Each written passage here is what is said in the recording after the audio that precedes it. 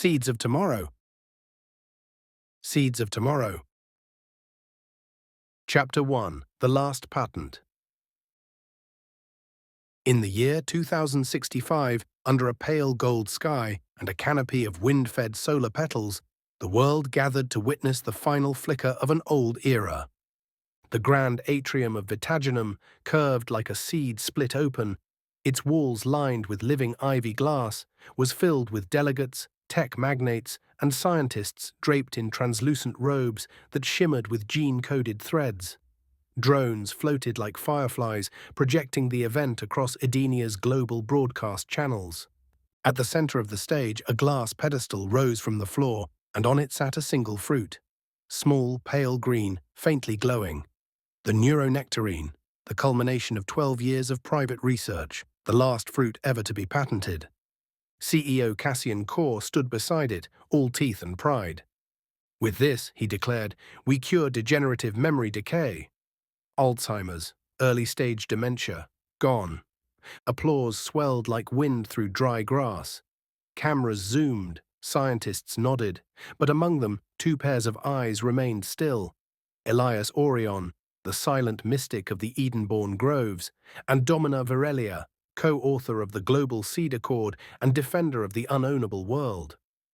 Elias sat with his hands folded in his lap, watching not the fruit, but the shadows it cast. He had dreamed of it 2 nights before. An orchard burning at dusk, and in the center, a single tree whose fruits whispered names to him, names not yet born. Domina stood slowly as the clapping faded. Core, she said, voice sharp and clear, you bring us something miraculous, and then chain it. For profit. Murmurs rippled. The cameras turned. Cassian blinked, managing a tight smile. Domina, I assure you, I read your terms. Limited licensing. Consumption restrictions based on tiered insurance grids. Only available to 5 of the 9 continental blocks. She took a step forward. You grow medicine in a world of hunger and still build walls.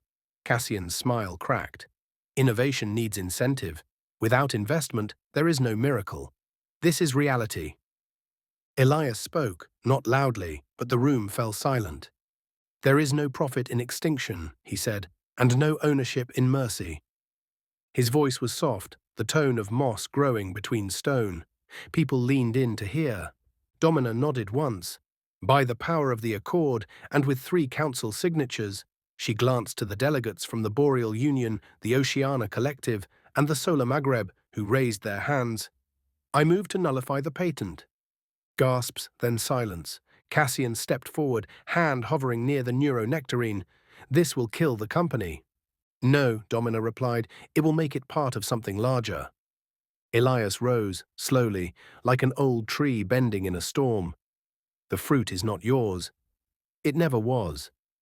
And then, from a narrow slit in the glass ceiling, the sunlight caught the neuronectarine just right, and for a moment the entire room was bathed in a soft green glow.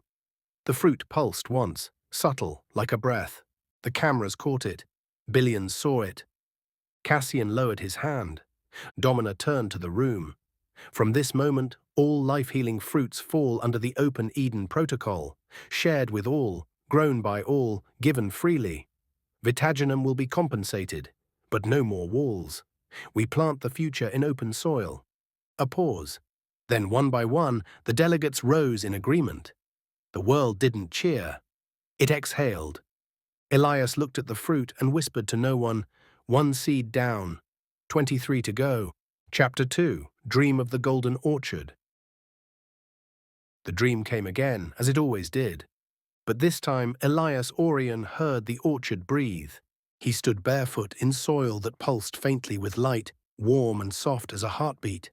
Around him, golden trees stretched into forever, their leaves whispering in a wind he could not feel. The air smelled of memory and rain. Each fruit glowed from within, amber, violet, silver, and when the wind stirred their branches, they chimed like glass bells underwater. Elias knew this place wasn't of Earth, though it looked like it could be. It was older, deeper, a memory planted in the root of humanity. From somewhere behind him, a voice spoke, not with sound, but with meaning. You are not the gardener.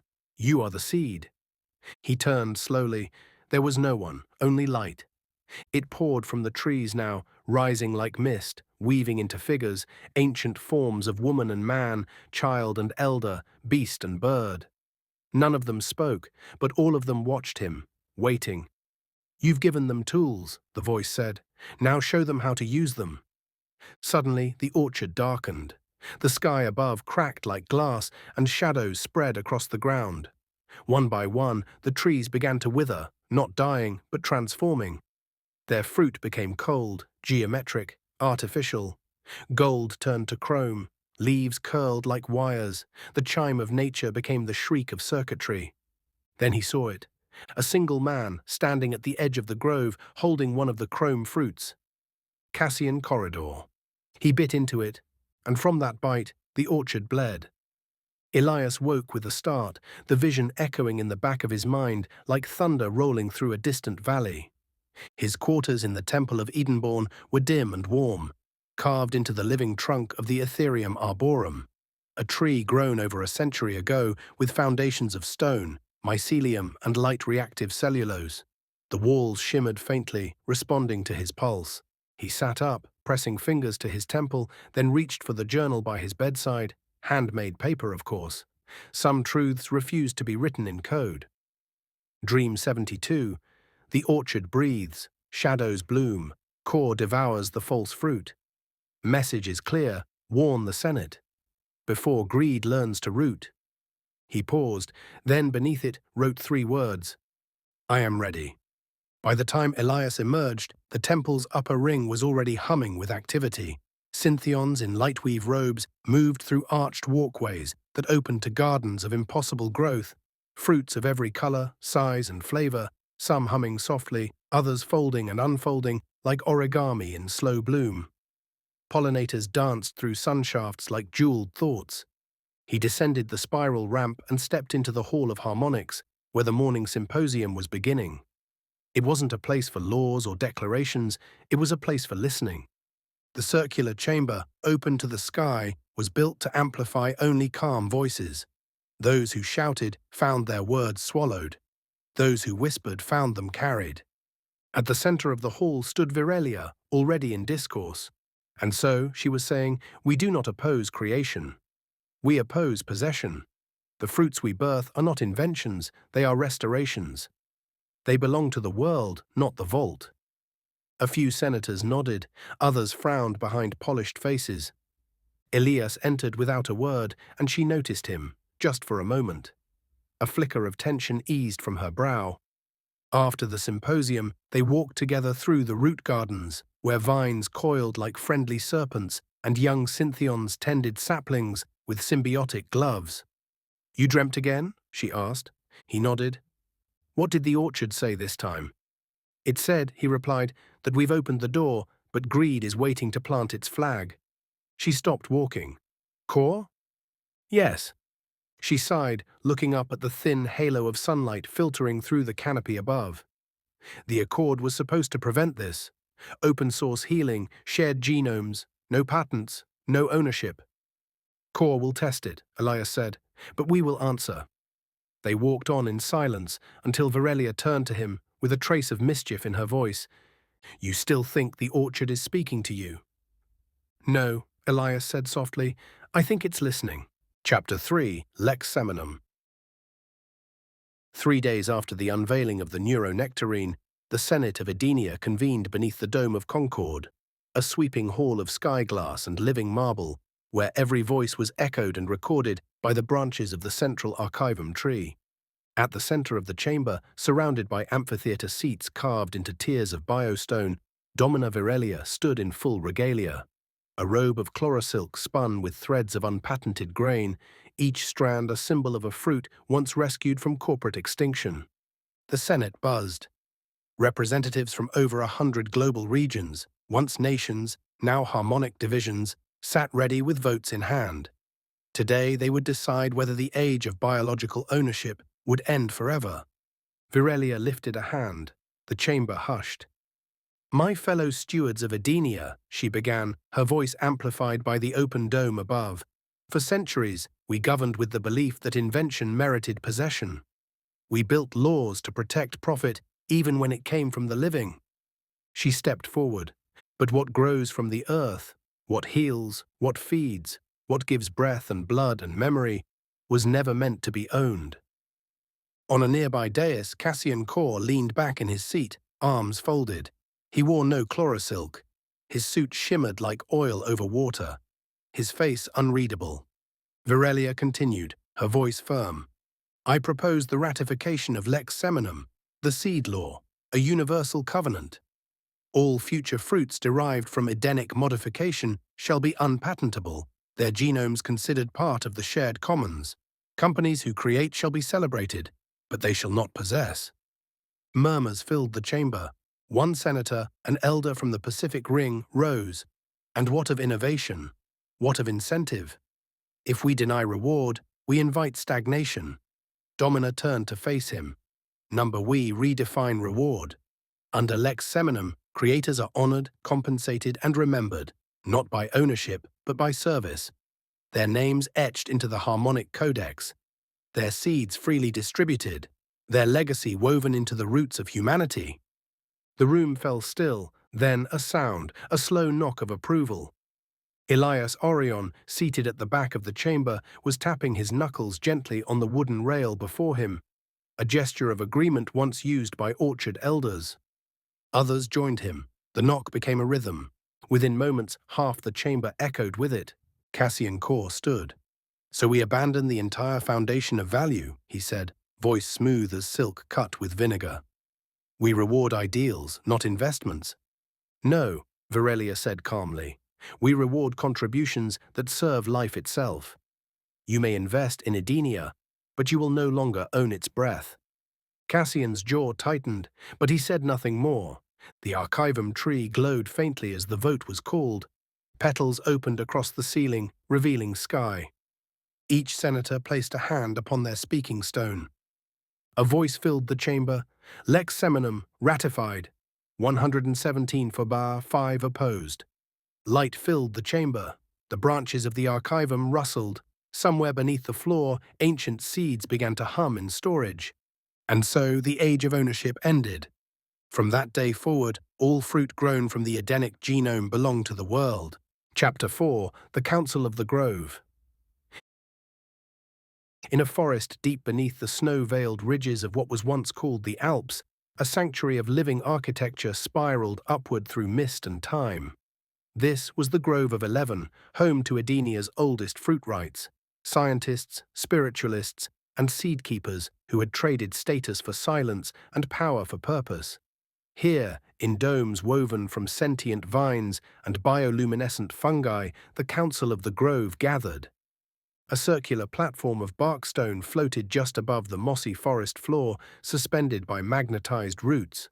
Around it sat 11 figures, each wearing a hooded robe stitched with the fruit they had brought into the world. At the 12th seat stood Elias Orion. He bowed his head, not in reverence, but in kinship.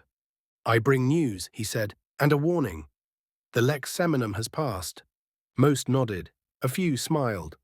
One, a woman with eyes the color of pine needles and a robe marked with floating blueberries, spoke first. Then the world is ready, she said, ready to eat freely. Elias raised a hand. Not all of it. The council listened.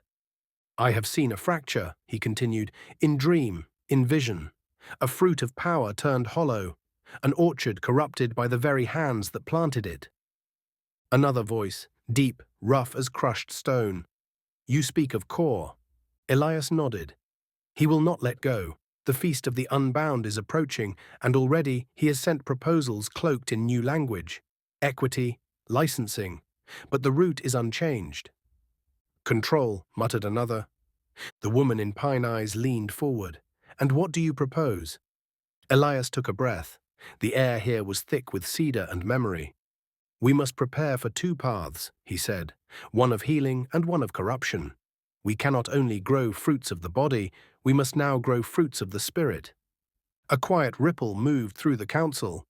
Fruits of the spirit, asked the elder with bark-colored skin and breath that smelled faintly of fermentation.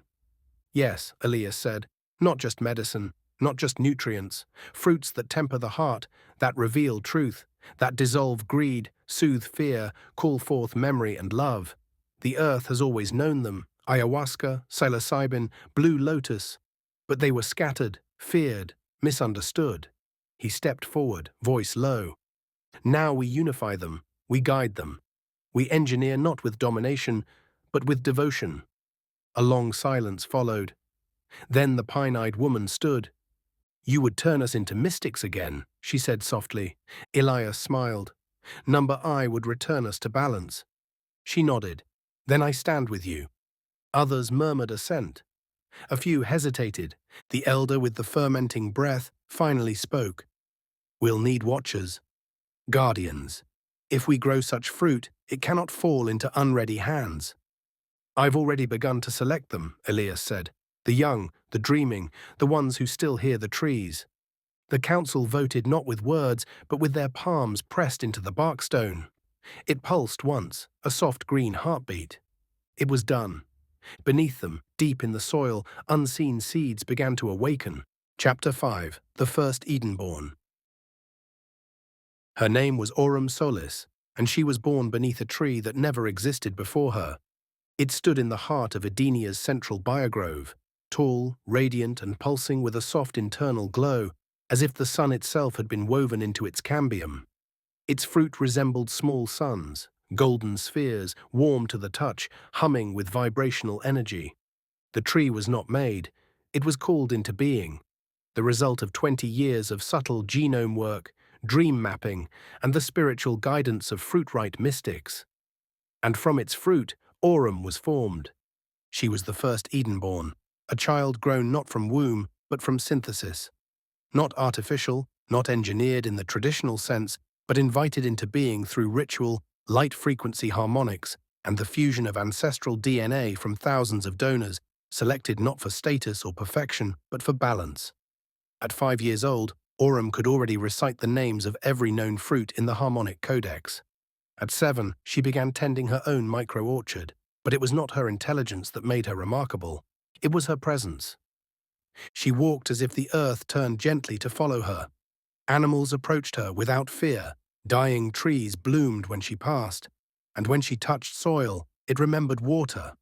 Elias Orion had watched over her since birth. He called her the answer the earth gave back. Domina Virelia called her a mirror held to what humanity could be. But not everyone agreed. In a private corridor beneath the Grove archives, 2 men spoke in hushed voices, away from the light of the archivum tree. "She's dangerous," said the first man, Darian Merrick, former geneticist turned corporate strategist. His eyes were sharp, sleepless. "She changes how people feel just by existing. That's not science. That's mythology." The second man, older, his suit flickering faintly with adaptive camo threads, leaned against the wall with arms crossed. "Cassian corridor. She's not the danger," Cassian said quietly. "The danger is what she represents. A world without hierarchy, without product, without need." He stepped forward, voice low. "If one child like her can grow without scarcity, without greed, then people will begin to question why they ever needed us." Darian frowned. "Then what do we do?" Cassian's eyes narrowed. "We make the world need us again." Elsewhere, unaware of the schemes forming like storms beyond the orchard, Aurum Solis knelt beside a newly sprouted tree. She touched its leaf with one hand, her other holding a slice of sky fruit, pale blue, crisp, and sweet enough to bring tears to the eyes of anyone carrying grief. Elias approached, carrying a wooden journal etched with fruit glyphs. He sat beside her without a word. "Do you think the other children will come soon?" she asked. He nodded. "The grove has selected 10 seeds to begin with. Each one will call to a different soul. Not born, but revealed." Aurum smiled. "Like how I was dreamed." "Exactly." She looked up at him, eyes bright.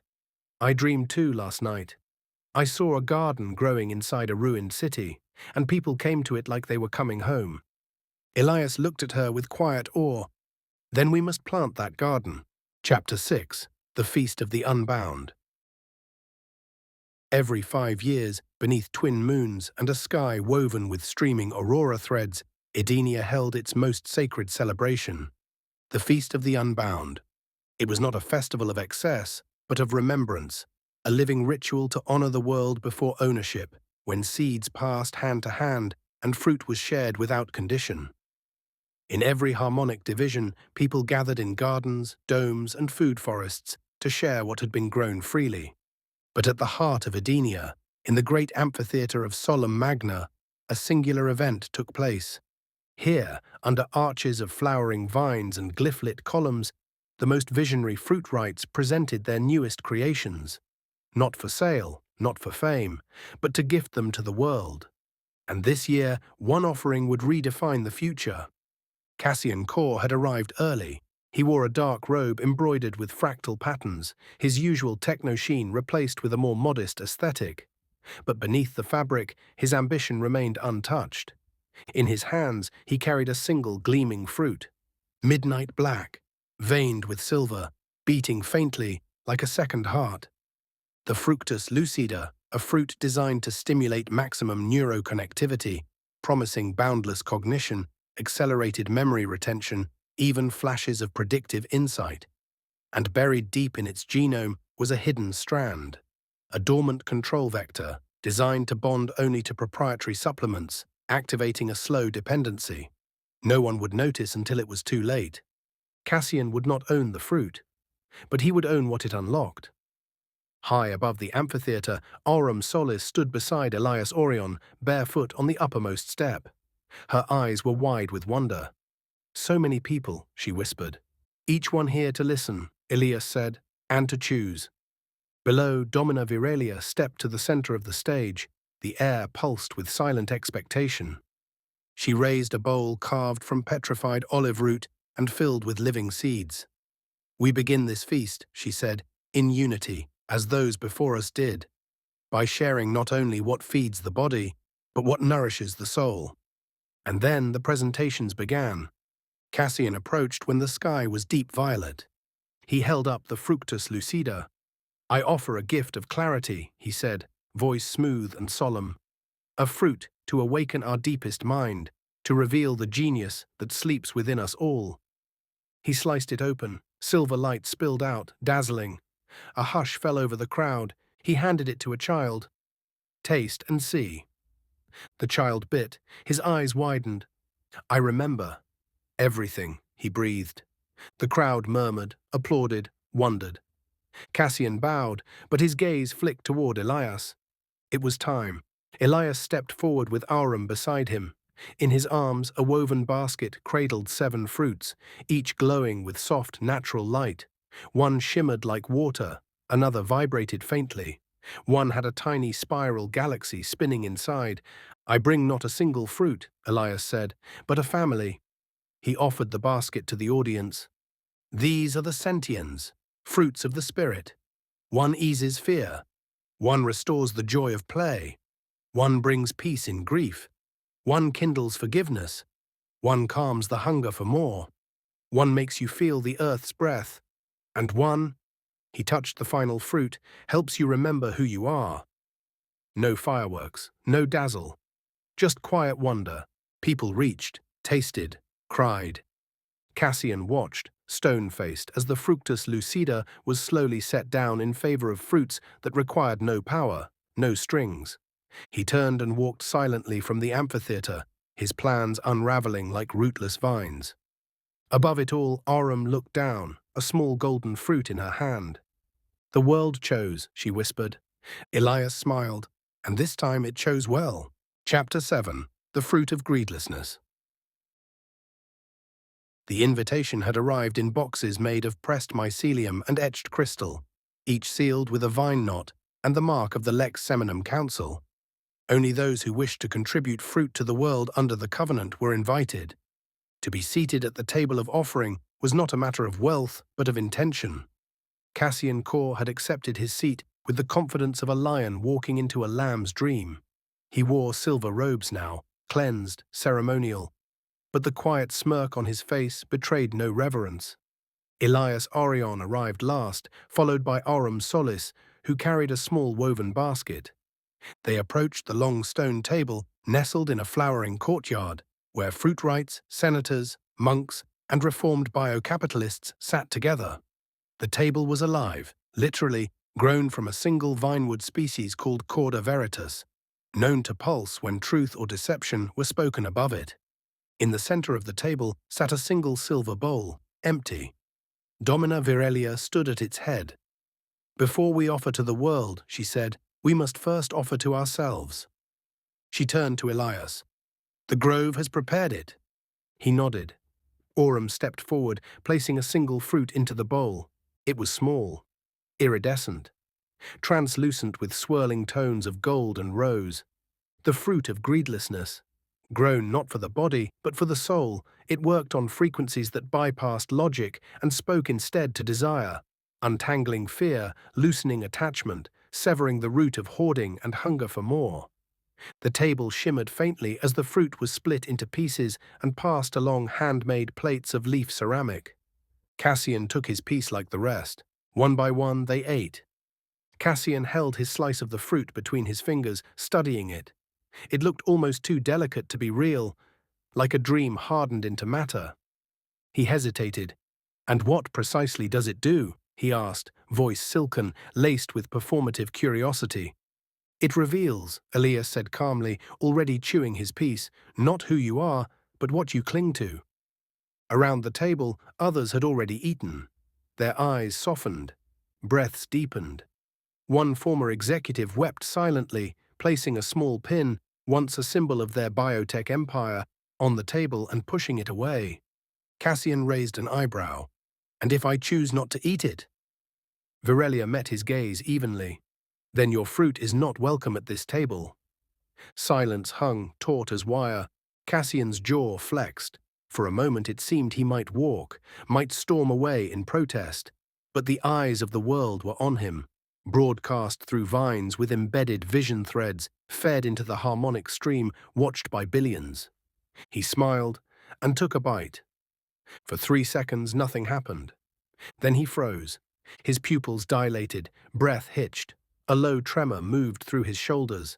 He blinked rapidly, like something was being torn away from the inside. What is this?" he whispered. "It's honesty," said Elias. "Don't resist it." Cassian dropped the rest of the fruit. He stood silently for a long time, and then, unexpectedly, sat back down, not as a man defeated, but as one undone, peeled open like the fruit he had just eaten, left with no mask to wear. And the table glowed quietly, approving. Chapter 8: The Garden Rebellion. Not everyone rejoiced when Lex Seminum was passed. Not everyone tasted the fruit of greedlessness and wept with gratitude. Some tasted it and spat it out. In the shadow of Edenia's light, a counterforce had taken root. They called themselves the Pruners. Born from a fractured sect of corporate visionaries, rogue biotechnicians, and black market genome traders, the Pruners believed that growth must be controlled. They saw the Garden Age as naive, dangerously utopian. Unchecked abundance, they argued, would lead to chaos.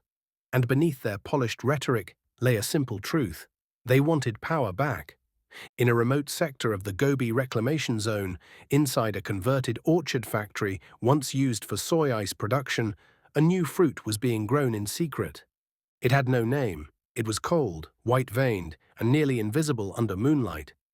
They called it the silent seed. One bite, and the user would forget their last 24 hours.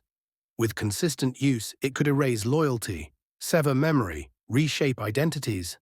At first, it was meant for infiltration, but the lead scientist, Dr. Calix Theon, a defector from the Edenic Genome Commission, had greater ambitions.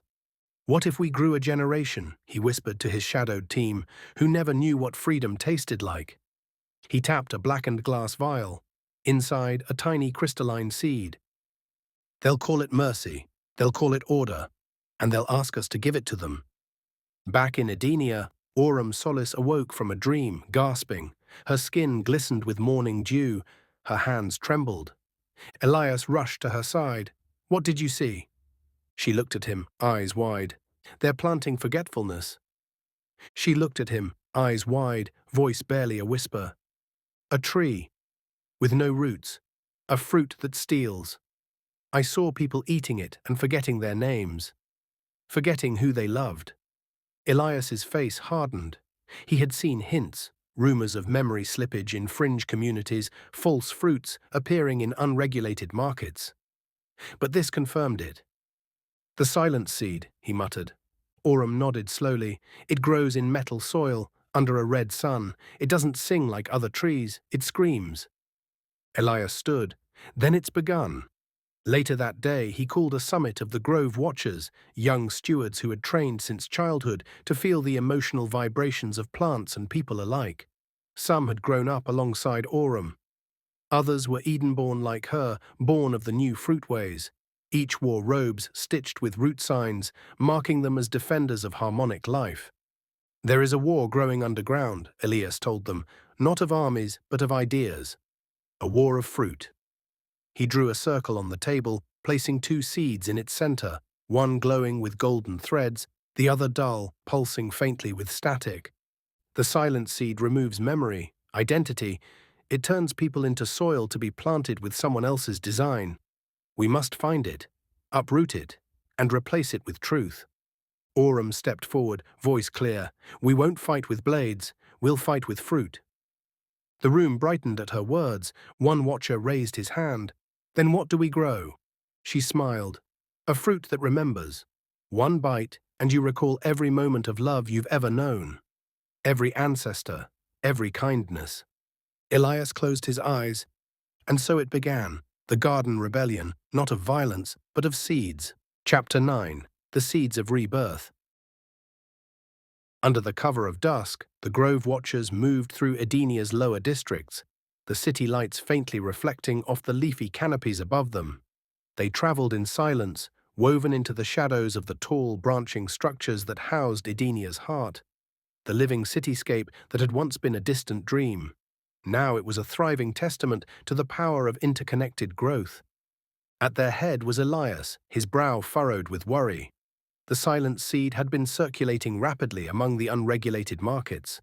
Seeds, stolen fruit, and bitter whispers had begun to infect even the purest soils of Edenia. They had to act swiftly. Time was running out. But his thoughts were interrupted by Aurum, who walked beside him. She had a strange, distant look in her eyes, a vision of something unknown behind them. I saw it again, she said quietly, almost to herself. The fruit, the one that forgets. But this time, it was different. I saw people eating it in the streets, in the temples, in their homes. Their faces turned blank, their eyes lost. But then, someone handed them another fruit, a golden one.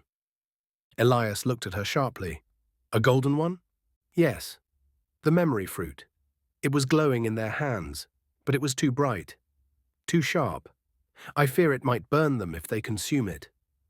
Elias stopped walking, the sound of his boots pressing into the mossy earth, echoing in the stillness. We need to find this fruit, now.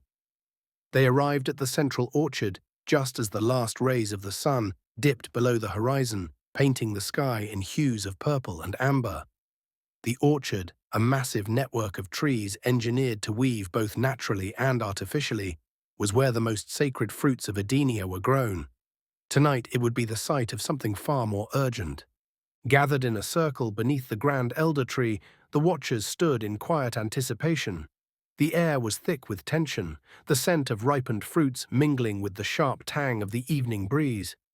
This is where the truth begins, Elias spoke, his voice carrying. The root of Edenia's future lies here. Aurum stepped forward, holding a small glittering vial. It was filled with a liquid extracted from the rare Elysium blossom, a plant whose essence could amplify intention and consciousness. The memory fruit is what we need, Aurum said, her tone steady, though her eyes flickered with an unreadable emotion. We must grow it, and we must grow it right. Her hands trembled as she passed the vial to the elder watcher, a man named Perseus, whose skin shimmered like bark, and whose eyes glinted with the wisdom of centuries. He raised it high, and the gathered crowd went silent. With this essence, he intoned, we will plant the fruit that restores, that remembers, the fruit that calls forth our better selves, the one that cannot be erased, stolen, or manipulated. Elias nodded in approval. And the silent seed? Where is it? Perseus glanced around the circle, his voice low. It is already being dismantled. The seed's roots are spreading too deep, but its core can still be uprooted. We'll need time and patience. Time, Elias repeated softly, is something we may not have. In the distance, a faint hum began to vibrate through the ground. It was subtle at first, like a whisper carried on the wind, but it grew louder, an unnatural, steady pulse. The silence breaking sound of control. The pruners were moving. Elias's hand instinctively went to his belt, where a small obsidian blade rested. We cannot wait any longer, he muttered, eyes narrowing. The pruners know we are coming, and they'll stop at nothing to finish what they've started. Aurum placed a hand on his arm, her voice soft but unwavering. If we stop now, we become them. Let us plant the seeds of rebirth, Elias. Let the fruits grow, and let them blossom in their time. The pruners cannot destroy what we've already begun. Her words hung in the air, and for a moment the world seemed to pause, a deep breath before the storm. Elias met her gaze, then nodded. We will grow it. Together. As they knelt before the elder tree, Aurum carefully poured the Elysium blossom essence into the earth. The ground pulsed under their hands, the soil drinking it greedily, eagerly. Around them, the watchers did the same, planting the memory fruit seeds in the fertile soil. The trees began to stir, their roots shifting, feeling their way into the new world they were about to be part of. Slowly, golden light began to flicker in the soil, and tiny buds began to form on the trees. The air seemed to hum with quiet promise. This is the beginning, Elias whispered, watching as the first fruits of the memory tree took shape. Not just for us, but for all who come after. Chapter 10. The Golden Orchard. The central orchard hummed with life. Its trees stood like sentinels, each branch cradling fruit of all shapes and sizes, some glowing softly with internal light, others dark, almost shadowed, but each one unique, a piece of the harmony they had worked so tirelessly to cultivate. The air smelled of ripe fruit, the sweetness carrying a gentle undertone of earth and wood, alive with life. But tonight something was different. A chill hung in the air, carried by an unseen wind that whispered through the leaves. Elias stood before the entrance to the orchard's core, the great wooden doors carved with ancient symbols of the harmonic codex. There, in the dim light of the glowing fungi lining the walls, a single fruit caught his attention. It was unlike any he had seen before. Suspended in the air at the heart of the grove, a golden orb pulsed like a miniature sun. It hung alone, with no other fruit near it, its light casting long shadows across the stone floor beneath it. The golden fruit, Elias muttered, his voice low, wary. It's real. Aurum stepped forward, her face pale in the moonlight. I don't think it was meant to exist like this. Not here, not now. It's too bright. She reached out to touch the air around it, but the moment her fingers approached, a shockwave of energy rippled outward, sending both of them stumbling back. The golden orb shifted, its light dimming momentarily before growing even more intense. It's alive, Aurum whispered, and not in the way we thought. Elias's mind raced. The golden fruit had been designed to recall memories, to restore the soul. But if it was feeding on the grove's energy, if it was growing in isolation, could it be corrupting that same energy? He had seen plants grow out of balance before, their fruits turning into something dangerous when not nurtured properly. But this was different. The fruit was neither part of the garden nor a product of the harmony they had worked so carefully to create. It wasn't meant to exist like this, Elias said again, but it's here now and we must decide what to do with it. As they debated, a figure emerged from the shadows of the orchard's edge, stepping into the faint moonlight. His eyes glowed with an unnatural, sharp light, too bright, like the fruit that hung before them. I knew you'd find it eventually, said Dr. Calix Theon, his voice smooth, calculated. You've been meddling with forces you don't fully understand. Elias's hand instinctively reached for the small pouch of seeds at his belt. You were behind this. Calix's lips curled into a smile. You've been growing the seeds of freedom. But there are many kinds of seeds, Elias. Some grow with wisdom, and others grow with purpose. Aurum took a step forward. What are you doing here, Calyx? Why are you growing this fruit? The fruit of memory is an illusion, Calyx said, his tone shifting, becoming more intense. A tool. A drug for those who want to cling to the past. You cannot grow a future while shackled to yesterday. But this is freedom. The fruit of forgetfulness. It removes the weight of the world. No more guilt, no more history, no more mistakes. Elias felt his chest tighten. And who decides who forgets and who remembers, Calyx? Calyx's smile deepened. I do, all of us. Together, it's the only way forward. The only way to truly create. By erasing? Aurum challenged, her voice rising. By rebuilding, Calyx countered. A world without baggage. A world where we can plant the future without the weight of the past weighing us down.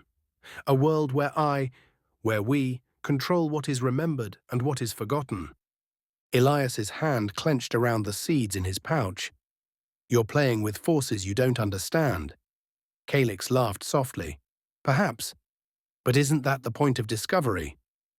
The golden fruit pulsed again, sending a flash of brilliant light across the orchard, and the shadows around them seemed to stir, like something ancient and powerful awakening.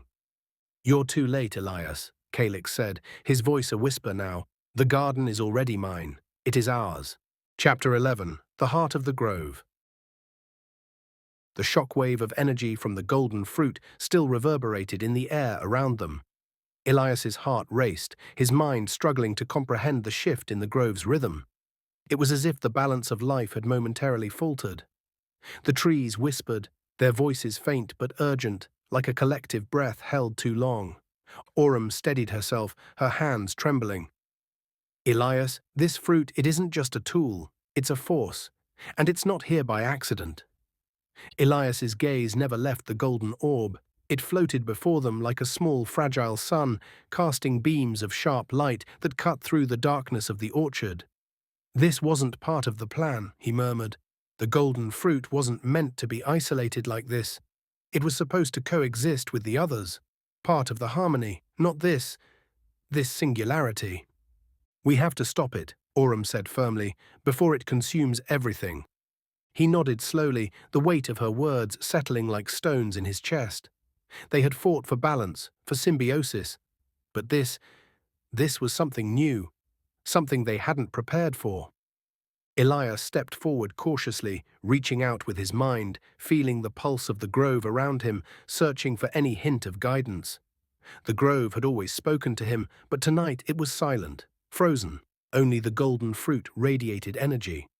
He held up his hand, fingers extended as if to touch it, but something inside him hesitated. He knew this moment would define everything. Without warning, a voice echoed in the stillness, low, ancient. Stop! Both Elias and Aurum turned sharply.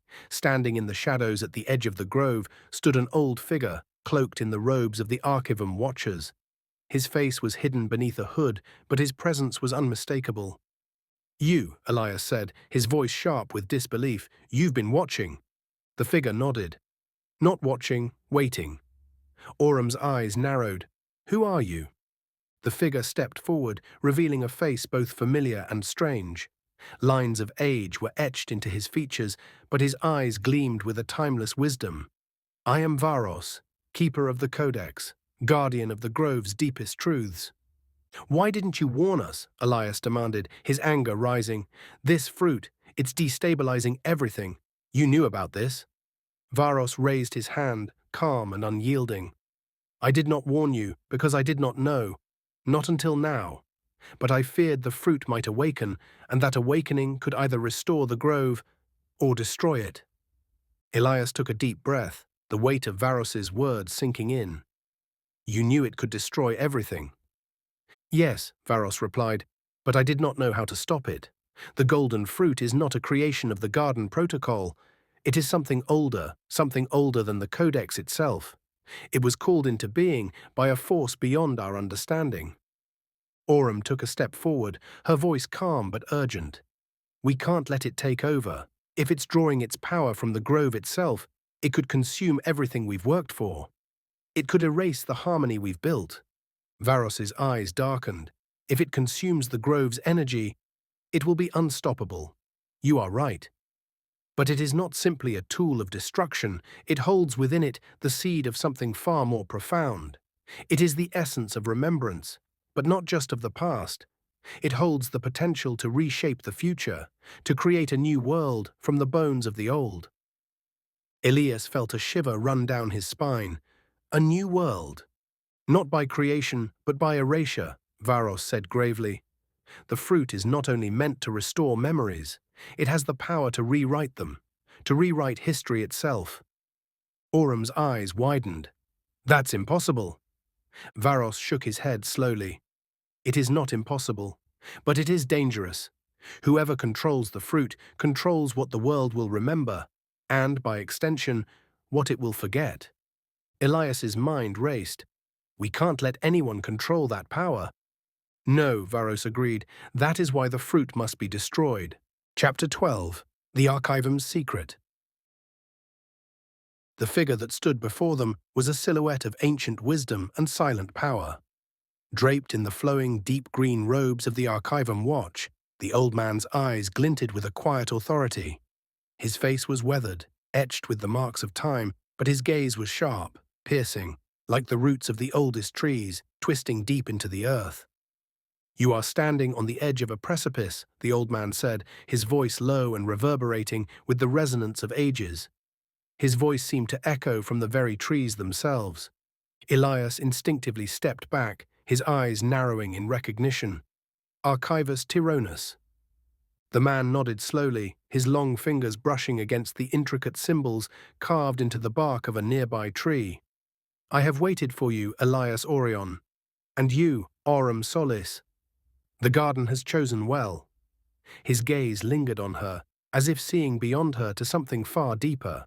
Aurum felt a chill run through her, an ancient presence stirring within the heart of the grove. What is it you're trying to tell us?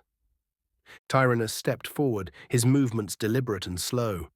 The golden fruit is not merely a product of the grove. It was never meant to be. It was created, designed by the first architects of this world, long before the Garden Age. They saw the potential of memory, of knowledge, of rebirth, but they did not foresee the consequences of tampering with the fabric of the soul. Elias frowned, stepping closer. Who created it?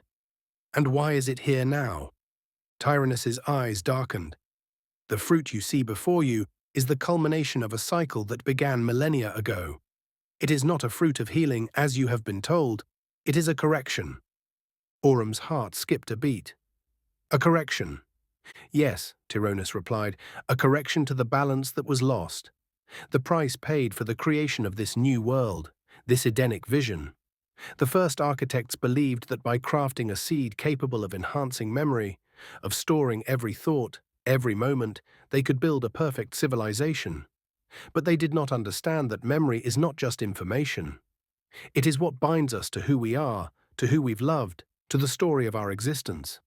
Elias absorbed the weight of his words, a growing dread curling in his stomach. What went wrong? The architects learned too late that without loss, without forgetting, there is no freedom. Without the ability to let go, we cannot move forward. Memory, unchecked, becomes prison. Aurum's voice was trembling as she spoke. So the fruit is a prison, a tool to hold people in place. Precisely. Tyrannus's face grew solemn. The golden fruit was meant to correct the error of unrestrained knowledge. But it is too powerful, too dangerous. If consumed by too many, it will undo the balance we've worked so hard to achieve. It will pull us back into the chains of the past. Elias felt the ground shift beneath him, the weight of history crashing down. Then why not destroy it? Tyrannus shook his head. Destroying it would be just as dangerous. The fruit is tied to the very roots of the grove, to the ancient codex that binds the world together. It must be balanced with its opposite, the seed of forgetting, a fruit that allows people to release what holds them back. Aurum's eyes widened. A fruit of forgetting? Tyrannus nodded. It is the key. Only when the fruit of remembering and the fruit of forgetting are consumed together can the balance be restored. But the pruners, those who wish to control the world, are already manipulating this knowledge. They want to keep the golden fruit for themselves. to wield its power. Elias's jaw clenched. Then we must find the fruit of forgetting before they do. Tyrannus's gaze softened. You cannot simply find it. It must be grown.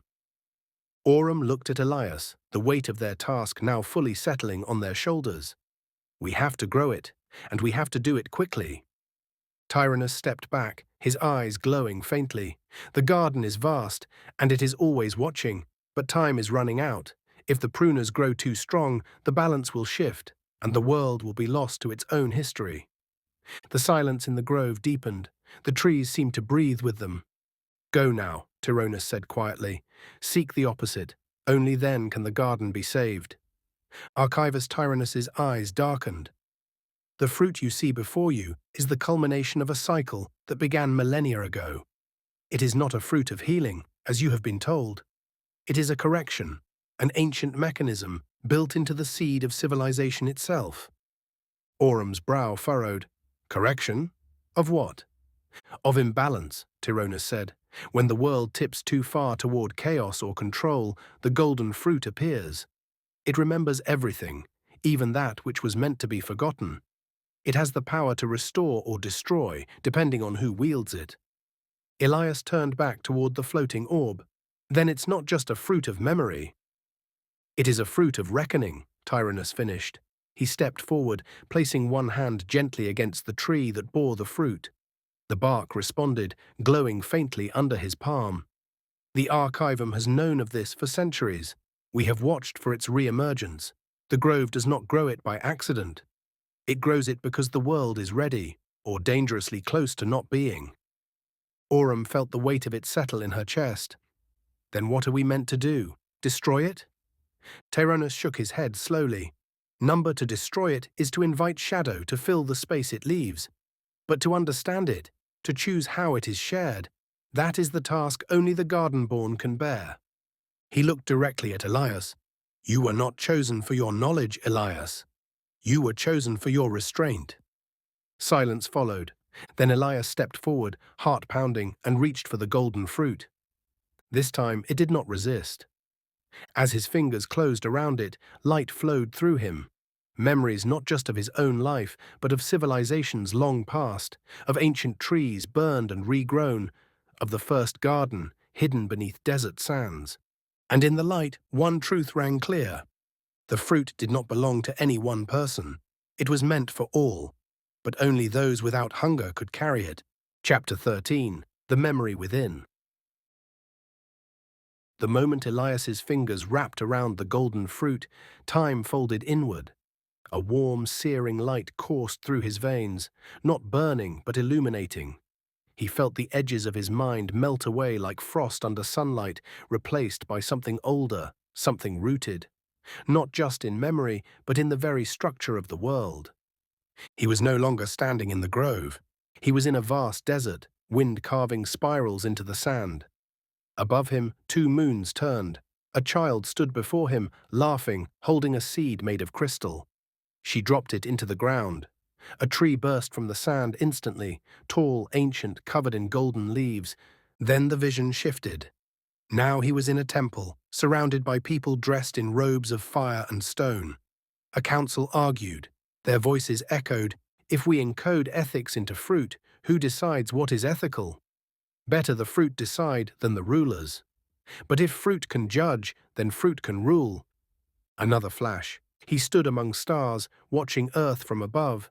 The planet shimmered with glowing networks of life and root. Something dark crept along the edge of the web. Forgetting.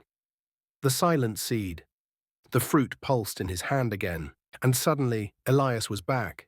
Kneeling in the grove, the golden orb dimmed, its light absorbed.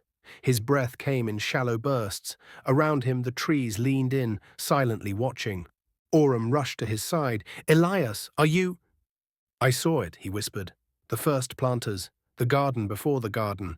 They built the fruit not just to feed, but to teach. Every tree was a teacher, every orchard a memory. Archivist Tyrannus nodded. And now you carry it, their memory and their burden. Elias looked down at the fruit, now dark and still. It showed me the choice. We don't use this fruit to fix the world. He looked up, eyes bright with clarity. "We use it to remember how we did it the first time." Elias looked down at his hand. The golden fruit had dissolved into dust, glimmering softly before fading into the soil. A mark remained on his palm. Concentric rings, like the rings of a tree, etched in faint gold. "I saw the silent seed spreading like rot," he said quietly. "But it doesn't just erase memory. It erases purpose. It unthreads the soul." Tyrannus placed a hand on his shoulder. "Then now you understand why it must be met, not with fire or fists, but with truth. We must grow the antidote, the remembrance fruit. And it must come from the heart of Edenia, born not in isolation, but in unity." Aurum stood, steady now, her voice calm but resolute. "Then we'll need all the tribes of the garden, every nation that swore the lex seminum, every steward, every grower, every carrier of ancient seeds." Elias nodded. "We'll call a global summit, not in chambers, in the open, in the soil. Let them come and plant their intentions for all to see." Tyrannus's eyes gleamed. "And you, Elias, shall be its keeper."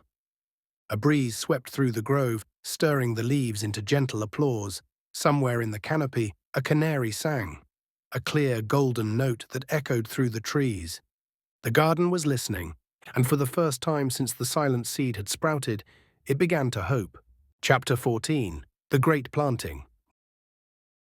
News of the coming summit swept across the world like pollen on the wind. From the crystalline greenhouses of the Himalayas to the sun-drenched orchards of the Saharan bloom zone, the call went out. "Come to Edenia, bring your seed, share your purpose." It was not a request. It was a summoning, felt by growers and dreamers alike. In just 6 days, the great planting would begin. It would take place in the terraced forum of Aletheia, a vast amphitheatre carved into the living hills of Edenia's southern rim. It had once been a council site during the first distribution of free fruit, and now it would become the soil bed of a new covenant. Elias stood at the edge of the forum at dawn, overlooking the tiers of freshly tilled soil. The terraces spiraled inward, forming a great earthen mandala. Each nation would be given one segment. They would plant not for power, but for purpose. Aurum joined him, her robe woven with root threads of copper and gold. She carried a pouch of seeds over her shoulder, each one genetically unique, engineered to hold emotional frequencies. Courage, empathy, memory, joy. No two seeds alike, but all tuned to harmony. "Do you think they'll come?" she asked. "They're already here," Elias said, nodding toward the ridge. A caravan of silken banners shimmered on the horizon, ships descending, a choir of voices in a dozen languages calling out blessings to the soil. And at the center of it all, flanked by growers from every corner of the world, stood the table of initiation. Long, carved from rootstone, surrounded by flowering vines. It was there the fruit of greedlessness would be served. One by one, the leaders arrived. Cassian, once a corporate baron, now reformed, stepped forward first. He bowed. One by one, the leaders arrived. Cassian, head of the Pacific Nutrient Accord, approached with his signature emerald cloak and a seed said to be cultivated in zero gravity. He knelt as he placed it into the soil, whispering, "Let this grow with humility." Next came Sonara of the Andean terraces, her long silver braid woven with mountain herbs. She brought a fruit called Nyara, known to soothe intergenerational trauma. Her people had guarded its line for centuries, awaiting a moment such as this. From the fractured coastal cities of Europa, Damos Theon strode in robes cut like ancient Roman togas. Bearing seeds encoded with empathy markers, he bowed before the altar, speaking not to the crowd, but to the trees. The fruit of greedlessness was brought forth on a platter of mycelial glass, glowing faintly in the rising sun. Golden with red veins, it pulsed faintly with a rhythm that matched the heartbeat of the grove. Each participant approached the table. One bite. A pause. Then a silence as their eyes filled, not with sorrow, but with clarity. And one by one they smiled. Elias watched from the forum's edge, heart brimming. These were not just diplomats, they were gardeners of fate, called to sow a new era. There were no thrones here, no crowns, only roots. Aurum stood beside him, watching the vines intertwine around the rootstone table, the soil humming beneath their feet. "This isn't the end," she whispered. "It's the beginning." Elias turned to her. "Then let's plant what we were meant to plant." And with that, he stepped into the center of the mandala, raised a single seed high above his head, and knelt. He pressed it into the soil, and the earth responded. With light, with song, with the memory of what was once lost. The garden had begun again. Chapter 15. The Soil Remembers. The moment Elias pressed the seed into the earth, the soil stirred. Not in movement, but in memory. A faint golden shimmer spiraled outward from where his hand met the ground, spreading through the mandala like breath through lungs. The terraces responded, vines coiling gently, buds opening though the sun had only just risen. A low hum filled the air. Not mechanical, not magical, organic. The earth was singing. A hush fell over the gathered stewards and sovereigns. They could feel it deep in their bones. Each seed planted in the great planting responded in kind, resonating like notes in a perfect chord. This was not politics. This was communion. Aurum stepped forward, scattering petals that carried spores of compassion. Bioluminescent motes designed to attune nearby flora to emotional resonance. Her fingers brushed the soil beside Elias's, planting a sister seed. "Every garden is a memory," she said softly, "but this one will remember us." A voice rose behind them. It was Archivist Tyrannus, standing on a platform grown of woven roots. He held the Codex Arborum, the sacred text of garden law etched into living bark. "In accordance with the Lex Seminum," he declared, "let this moment be transcribed by seed and soil alike. Let it be witnessed not by ink or oath, but by growth." Dozens of garden scribes around the amphitheater dropped to their knees, pressing seed styluses into small living tablets, leaves designed to store narrative through chlorophyll shifts. The story would spread through root networks, carried by fungi, wind, and pollinators. The garden itself would carry the tale. Cassian Core approached Elias. "The anti-garden factions are already stirring. They fear this unity. You know they'll move soon." Elias nodded. "Then let them come. We won't fight them with weapons." "We'll fight them with seeds," Aurum finished. Cassian Core approached Elias. "The anti-garden factions are already stirring. They fear this unity. You know what the silent seed represents to them, control through forgetting. They won't let this stand without a response." Elias stood, his hands still dirty with fresh soil. "Then let them see what it means to plant without fear. We don't fight them with fire, we fight them with fruit." Aurum turned to Cassian. "We've already begun developing mirror strains, fruits that restore neurological pathways blocked by the silence, fruits that rewrite erasure with remembrance. They'll spread faster than the seed of forgetting." Cassian gave a slow nod. "Then we'll need carriers, protected roots, gardens hidden in plain sight." "Already happening," said Deimos Theon, stepping into the ring. "In Europa, we've woven the memory fruits into street vines. They grow along buildings, offered freely. Every bite a defiance." Archivist Tyrannus raised the codex again. "Then let it be known. The garden is no longer a place. It is a movement. Wherever a seed is planted with love and intention, the garden lives." The crowd roared, not in the noise of conquest, but in the deep, soul-stirring exhale of people who had long awaited a purpose they could touch. From high above, a drone pollinator dipped low, scattering silver pollen shaped like stars. And then, all at once, the central seed Elias had planted cracked open. A sprout emerged, golden-veined, broad-leafed, humming with harmonic frequency. It grew 6 inches in 6 seconds, then paused, trembling, listening. The soil remembered, and now so did the world. Chapter 16. The Pruner's Gambit. While the garden sang and seeds bloomed across Edenia, in the cold shadow of Mount Helion, a different kind of growth was taking root. Deep in the vaults of an abandoned agritech facility, lit only by pale bioluminescence, the silent seed pulsed within a containment sphere, alive, aware, and patient. Before it stood a woman draped in obsidian robes, her fingers adorned with rings forged from fossilized root. Her name was Virella, though to her followers she was simply called the Shears. She turned to the assembled inner circle of the pruners. The fruit of remembrance has been planted. It will awaken things best left buried. A young voice spoke from the shadows. They have turned the garden into a gospel. But we know what happens when faith grows too wild. Varela smiled coldly. Exactly. They believe they are liberating the world with fruit, but what they sow is dependence, fragility masked as harmony. She gestured toward the containment sphere where the silent seed floated in amniotic gel. Our seed is truth. Our seed removes the illusions. With a single bloom, we can unroot every lie they've planted. She stepped forward and placed her hand on the glass. The seed quivered in response. Deploy the drones, quietly.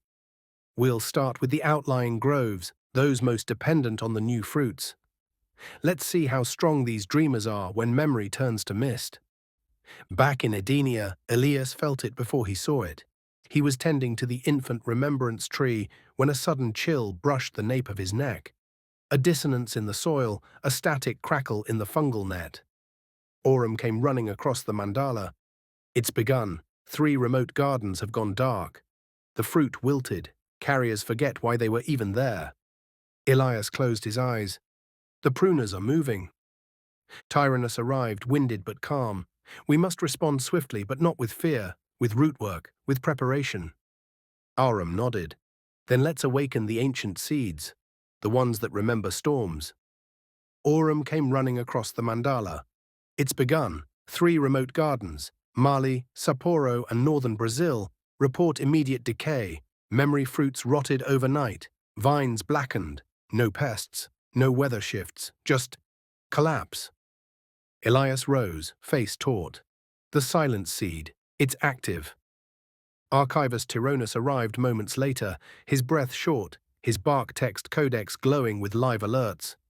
Encrypted transmissions intercepted, the pruners have deployed spores engineered to override the garden's mycelial net. They're not just attacking plants, they're severing connection. A murmur rippled through the forum as leaders received the news. They're cutting the roots, whispered Cassian. If the gardens can't talk, they can't warn each other. They're trying to isolate us.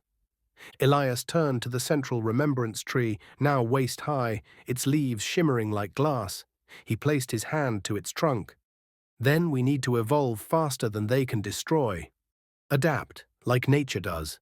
Aurum's eyes lit with resolve. What if the answer isn't to fight the rot, but to absorb it? Like mycelium neutralizing toxins in the soil. We engineer a companion species, a fungal partner to the remembrance trees. One that feeds on silence. Tyrannus blinked, then nodded. A counter-mycelium. Symbiotic. It could work. We'd need gene tuners, biochoreographers, rapid growth vaults. We'll need everyone, Elias said. This isn't a battle of armies, it's a race of roots. Far beneath them, in the soil, something stirred. Not the silence, not destruction, but a whisper from the deep network of life. We remember, we resist, we grow. Chapter 17. The Root of the Problem. The air in Edenia's forum was thick with tension. Despite the hope the great planting had inspired, a palpable unease had spread in the days following the destruction of the outlying gardens. The fruits, their creation, their purpose, were under direct threat. Elias stood on the edge of the terraces, looking out over the hills that rippled with silent, waiting energy. The earth beneath his feet trembled slightly. The silence was no longer an absence. It had become tangible, a force in the soil. I've had enough, said Cassian, stepping beside Elias, his face clouded with frustration. Every time we build something good, it's torn down by people who can't stand to see something pure grow. Elias didn't respond immediately. He placed a hand to the soil beneath him, feeling the pulse of the land. They fear growth because they fear the unknown. We're not just growing fruit, Cassian. We're growing a new way of living. You mean a new kind of living, Cassian muttered, his eyes narrowed. The kind that removes their hold on the world's resources. They'll never allow it. Then we must make them see the truth, Elias said, standing up straight. His eyes burned with quiet resolve. This isn't just about memory or healing anymore. It's about freedom. Aurum appeared at his side, carrying a small vial of shimmering liquid. I've formulated the first batch of the counter-mycelium, she said, her voice steady. It's designed to neutralize the silent seed's influence. The fungal network will bond with the roots of the remembrance trees, creating a layer of protection, and it will spread through the soil to shield the rest of the garden. And the pruners? Tyrannus asked, appearing from behind the row of newly sprouted remembrance trees. His hands were steady, but the deep furrow in his brow told a different story. They've infected the network, Aurum replied. But if we can deploy the fungal solution quickly enough, it will overwhelm the silent seed's influence. We're racing against time. Elias stepped forward. Where do we begin? Aurum held out the vial. We'll need to inject it directly into the central root system of Edenia.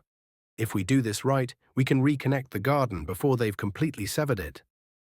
As the group prepared to move toward the heart of Edenia's roots, the ground beneath them began to hum again, but this time the pulse was different.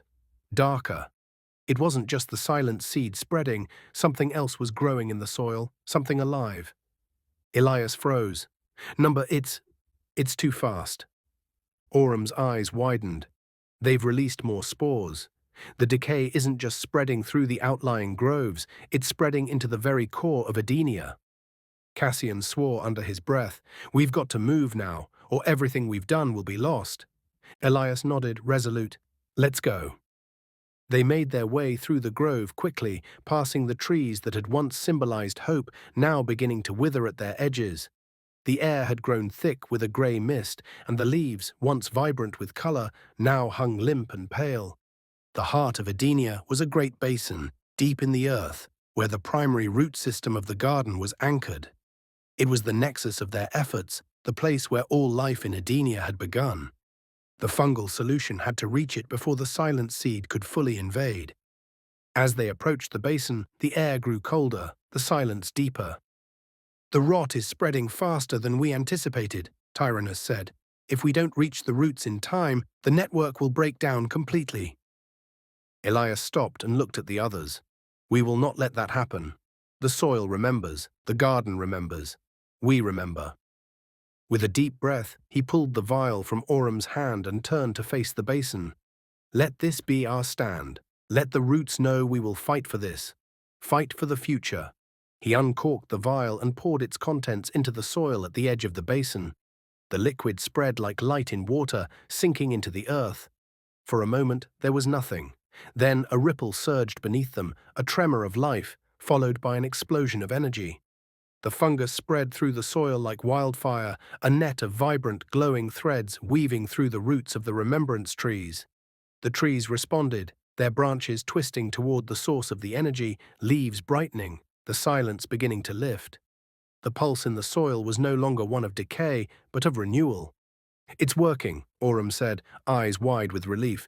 "The decay is reversing. The roots are reconnecting." But just as hope began to settle in, the ground cracked beneath their feet, and a dark, spindly vine shot up from the earth, a physical manifestation of the silent seed itself. It writhed as if alive, its tendrils reaching for them. Elias gritted his teeth. "Hold on." The vine lunged toward them, but before it could reach, the fungal network surged forward, its threads wrapping around the vine, pulling it back into the earth. For a moment everything was still. Then slowly the vine began to wither, its tendrils curling back into the soil. The last vestiges of the silent seed were consumed, swallowed by the very earth that had created them. Tyrannus's hands trembled slightly as he examined the vial of shimmering liquid in Aurum's hand. His voice was steady, but filled with underlying concern. "And the pruners? We can't just grow this in isolation. If they're targeting our mycelial network with precision, they'll know what we're doing before it spreads." Aurum nodded, already thinking ahead. "I've considered that. The key is speed and stealth. We won't give them time to stop it. We'll need to infiltrate their main base of operations." Elias turned sharply, sensing the weight of her words. "You're not suggesting we go to them. The pruners have an army of silence at their disposal. We don't even know where they're hiding."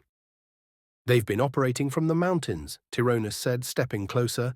"The Helion facility is old, abandoned by the last corporate warlords. but it's still heavily fortified. Even with all our strengths combined, we'd need an army to stand a chance. Then let's not give them the fight they expect, Elias said, his mind racing. We don't need an army. We need allies. Aurum's eyes gleamed with the spark of recognition. The underground growers, the rebels in the Cobalt district, the ones who've been sowing their own seeds in secret. If we bring them together, we can create a wave of resistance, one that reaches beyond the borders of the garden itself. Cassian rubbed his chin, the idea settling in. We turn the world into one big garden, and the pruners will be forced to watch it grow, unable to stop it. Elias nodded slowly, his fingers now gripping the edge of the vine-wrapped railing. We'll go to them. Not with guns or bombs, but with fruit, with healing. We'll show them that the garden belongs to everyone, not just to the ones who want to control it. The ground below them hummed again, a soft tremor in the earth beneath their feet. Let's plant the first seed, Elias said, turning to face his comrades. The seed of unity. Far from the terraced hills of Edenia, across the desolate plains, where the pruners lurked in their shadows, the wind began to shift. The seeds of resistance had been planted. The ground below seemed to hum in agreement, the vibrations of life that ran through Edenia, connecting with the words Elias had spoken. He could feel it deep within the soil. This was not just a battle for the survival of a project or an idea. This was a battle for the future of the Earth itself. We'll need to act fast, Tyrannus said, his voice sharp. The pruners know we've begun planting countermeasures. They've already started to accelerate their attacks. I've intercepted encrypted messages. Drones are being dispatched to disrupt the entire mycelial network. Elias's expression hardened. Then we have no time to waste. We need to act now. Aurum, are you ready with the counter-mycelium? Aurum looked at the vial in her hand, then back at Elias. Her eyes gleamed with determination. It's ready. We'll use the fungi to protect every planted seed. Each garden, each grove, will have its own system of defense, self-sustaining, self-healing. It will spread faster than they can destroy. And we need a point of entry into their compound, Cassian added. The pruners are everywhere in the underground networks. Communications, transportation, even the very food markets. If we're going to turn the tide, we need someone inside, someone who can make them see reason before they strike again. Elias thought for a moment, then turned to Tyrannus. You're our historian. You know their roots. What's their weakness? Tyrannus's eyes narrowed as he studied the landscape, his mind already racing through centuries of written accounts and secret histories. The pruners aren't just about control. They're built on fear, fear of progress, of change. They see the garden as a threat to the status quo, a rebellion against their carefully cultivated order. If we present the garden as something they can't ignore, something that gives them the power they crave but with a different foundation, they might listen. Aurum's voice came in like a whisper of wind. What if we offered them a fruit, a new hybrid, one that doesn't just grow in the soil, but in the mind? A fruit that speaks. Cassian's eyes widened in understanding, a fruit that could bypass their resistance, one they couldn't ignore because it gives them exactly what they want: power. Elias's heart raced at the implications. This fruit, whatever it was, would change everything. If they could make it real, they could transform the pruner's entire worldview.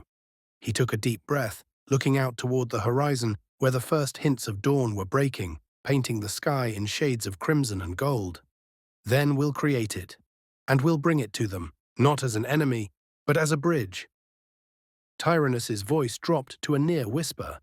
If we present the garden as something they can't ignore, something that grows with or without their consent, they'll either adapt or crumble. Elias nodded. Then we force them to choose, not with ultimatums, but with inevitability. The garden isn't just rising in Edenia, it's taking root across the world, in balconies, in cracks of pavement, in the dreams of children. Aurum stepped forward and placed the vial of counter-mycelium into Elias's palm. Then it begins tonight. We go to the underground growers, we speak to the old networks, the Cobalt district, the Verdant Hollow, the West Glass farms. We'll arm them not with weapons, but with seeds. And stories, Tyrannus added. Stories of fruit that restored lungs, of vines that healed grief, of roots that remembered love lost and returned it tenfold. Cassian smirked. If they don't want our revolution, they'll get our renaissance. Together they stepped away from the mandala and into the network of tunnels beneath Edenia, a living maze lit by fungal lanterns and veins of glowing moss. The soil responded beneath their feet as if clearing the path ahead. Because the garden didn't need permission. It simply needed light, life, and time. Chapter 18. The Underground Bloom. The tunnel entrance to the Cobalt District was hidden beneath a rusted drainpipe, buried beneath decades of soot and moss. Most had forgotten it even existed. But to those who remembered, it was the beginning of something sacred. Elias, Aurum, Cassian, and Tyrannus moved through the narrow passageways, the glowing spores of Edenian mycelium lighting their path. The air grew warmer as they descended, thick with the scent of soil, iron, and ozone. They passed murals etched into the walls, stories of old revolutions, whispered prayers to lost forests, and symbols of resistance shaped like seeds. The further they went, the more life they found. Pockets of underground greenhouses powered by reclaimed solar cores, vines creeping through cracks in the concrete, and children tending to plants with careful hands. "We're close," said Aurum, her voice hushed with reverence. A group of figures emerged ahead, led by a tall man with olive skin, long silvered braids, and eyes like polished obsidian. He wore a cloak woven from living moss and bore a staff crowned with a small bioluminescent flower. "Irenos, keeper of the deep grove," Tyrannus said with a respectful bow. Irenos eyed the visitors with curiosity. "Strange to see sunlight folk this deep. What brings Edenians to the root?" Elias stepped forward, holding out a hand. "We bring fruit. We bring spores. But mostly, we bring a chance." Irenos studied him. "A chance? For what?" "To change the ending," Elias said. "The pruners have begun their purge. Gardens are falling. If we don't act together, everything we've planted will be unrooted." A silence passed between them, like a ripple through still water. Finally, Irenos nodded slowly. "Come, show me your seed." Inside the heart hollow, a cathedral carved from stone and vine, Elias unveiled the counter-mycelium. Finally, Irenos spoke. "We have watched the garden rise. We have tasted your fruits. Memory, joy, clarity, they are sacred. But we also remember the days when promises came wrapped in chains. When seeds came with surveillance. Why should we trust Edenia now?" Elias lowered his hand. "Because this time, it's not about ownership. It's about offering. We're not asking you to join us. We're bringing the garden to you, on your terms, in your soil." Aurum stepped forward, revealing a satchel woven from living fiber. She opened it to reveal vials of glowing spores and seed clusters pulsating with energy. "This is the counter-mycelium. It bonds with your roots and defends against the silence. It learns your soil, your climate, your rhythm. It protects and remembers." Irenos raised a brow. "And it won't turn against us in 20 years? No buried code? No proprietary lock?" "We've etched the formula into the codex," said Tyrannus. "Made it public domain, blessed by the Garden Assembly. Any grower, anywhere can replicate it. You don't need our permission, you only need courage." The underground leader's gaze shifted to Cassian, who stood silent with arms crossed. "And what of him?" Irenos asked. "He's no gardener." Cassian stepped forward. "I've fought in corporate wars. I know how they think, how they strike, how they spin hope into fear. That's why I'm here. To help you guard your borders before they even know you've opened your gates." Irenos studied them for a long moment. Then, with a nod, he stepped aside. "Then welcome to the deep grove. Let's grow something they can't destroy." That night, in the heart of the underground, the first spores of the resistance mycelium were planted. Silent, glowing, and unstoppable. That night, in the heart of the underground, the first spores of the resistance mycelium were planted. Silent, glowing, and laced with intent, they slipped into the soil like prophecy. Growers gathered by lamplight, elders, children, engineers, poets, each one pressing their hands into the earth, whispering their names into the roots. The garden answered in pulses of soft light that wove through the tunnels like veins in stone. As the spores spread, a quiet transformation began. The old vines of the deep grove, once slow and passive, began to respond. Leaves unfolded wider, colors deepened, fragrances sharpened. It was as if the plants themselves were waking up, ready for something greater.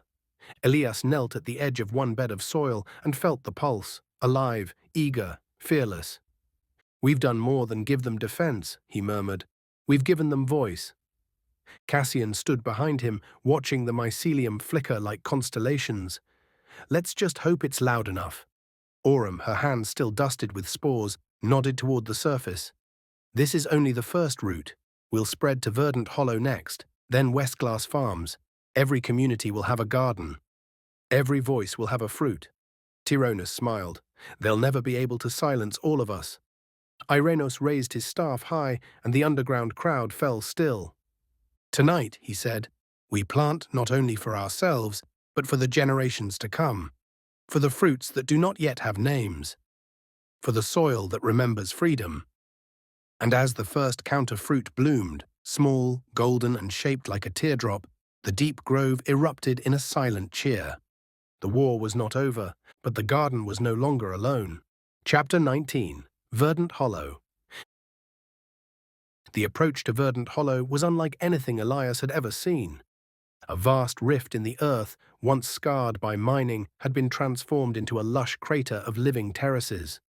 Ivy spilled over ancient stone machinery. Waterfalls flowed through pipelines that once carried oil. It was a reclaimed wound, a living testament to what healing looked like when it had teeth. From a distance, it looked like a cathedral carved from vines. "This place is legend," Aurum whispered, her voice reverent. "They say they grow trees that can speak in colors here." Tyrannus nodded. The Hollow resisted corporate control longer than any other zone, even during the Genos purges they held. But they don't welcome outsiders lightly.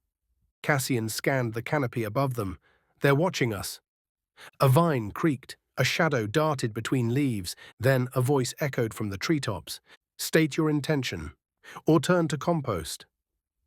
Elias stepped forward calmly, arms raised. "We're from Edenia. We don't bring weapons. We bring spores and stories." Another silence. Then the trees parted slightly, and a platform descended, woven from branches, carried by pulley vines. On it stood a woman clad in armor made from dried leaves and polished fruit pits.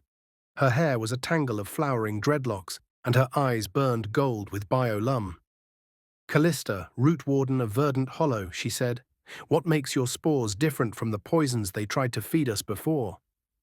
Aurum stepped forward and held up her satchel. "Because these don't control, they connect. They were designed not to dominate the garden, but to listen to it." Callista descended from the platform, her boots touching ground like thunder wrapped in silk. She took the satchel from Aurum's hands, inspected the glowing spores, and narrowed her eyes. "We've heard of the silent seed," she said. "Our roots began shriveling 3 nights ago. Mycelium links between tree groves have gone dark. We thought it was a pathogen at first." "It is," Elias said, "but not natural. It's synthetic, made by the pruners to sever connection and sow fear. But we've developed a counterstrain. It bonds to your existing networks and grows stronger through diversity. It learns the terrain. It evolves to protect it." Callista looked them over, assessing not just their words, but their posture, their breath, their truth. "And you want us to plant this?" "No," Elias said. "We want to offer it. What you do with it is yours to decide. The garden isn't a flag. It's a language." For the first time, Callista's stern expression cracked. Just slightly. "A language. I can live with that." She whistled, and within moments, vines parted and outstepped the Hollow's inner circle. Bioengineers, children, shamans, even a few ex-corporate defectors with hollow eyes and new leaves in their hair. Cassian stepped up beside Elias. "They need to know what's coming. Drones, propaganda, saboteurs. The pruners won't stop until this entire place is ash." "They can try," Callista said coolly, "but this isn't just a sanctuary, it's a fortress, and we've been preparing." Aurum smiled. "Then we've brought more than spores. We've brought allies." The planting began beneath the moonvine arch, where every tree had its own name and lineage.